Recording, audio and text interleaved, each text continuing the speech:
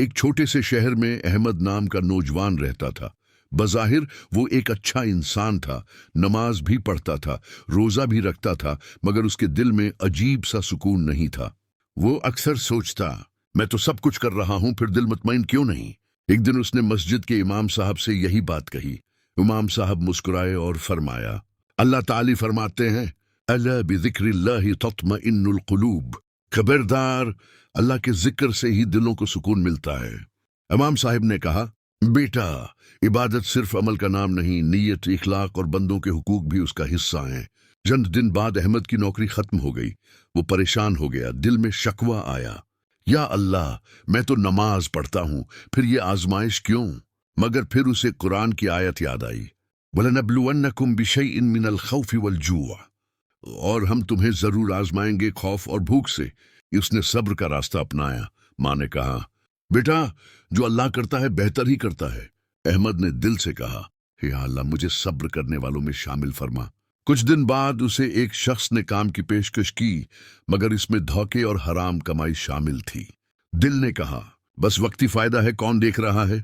اسی لمحے حدیث یاد آ گئی، ان اللہ طیب لا يقبل الا طیبا، اللہ پاک ہے اور پاک ہی کو قبول فرماتا ہے۔ احمد نے کانپتے ہوئے انکار کر دیا۔ گھر آیا تو خالی جیب تھی، مگر دل مطمئن تھا۔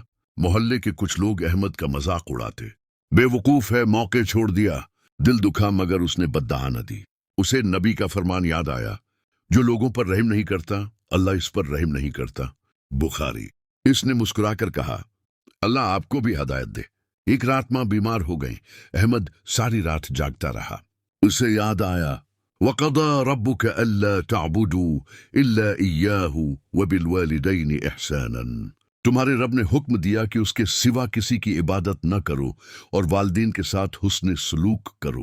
اسی خدمت کے دوران اس کے دل میں عجیب سا نور اور سکون اتر آیا۔ کچھ ہفتوں بعد ایک ایماندار تاجر نے احمد کی سچائی دیکھ کر اسے نوکری دے دی۔ تنخواہ کم تھی، مگر حلال تھی اور دل خوش تھا۔ احمد نے سجدے میں جا کر شکر ادا کیا، لئن شکرتم لزیدنکم، اگر تم شکر کرو گے تو میں تمہیں اور زیادہ دوں گا۔ رفتہ رفتہ اس کے حالات بدلنے لگے، رزق میں برکت آئی، دل میں سکون آیا اور چہرے پر نور۔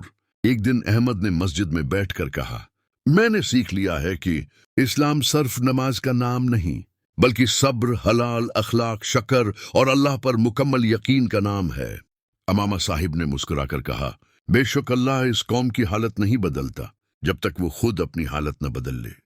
آزمائش اللہ کی ناراضگی نہیں، تربیت ہوتی ہے حلال کم، مگر بابرکت ہوتا ہے۔ صبر کرنے والا کبھی خالی ہاتھ نہیں رہتا۔ والدین کی خدمت کامیابی کی کنجی ہے۔ اللہ پر بھروسہ سب سے بڑی دولت ہے۔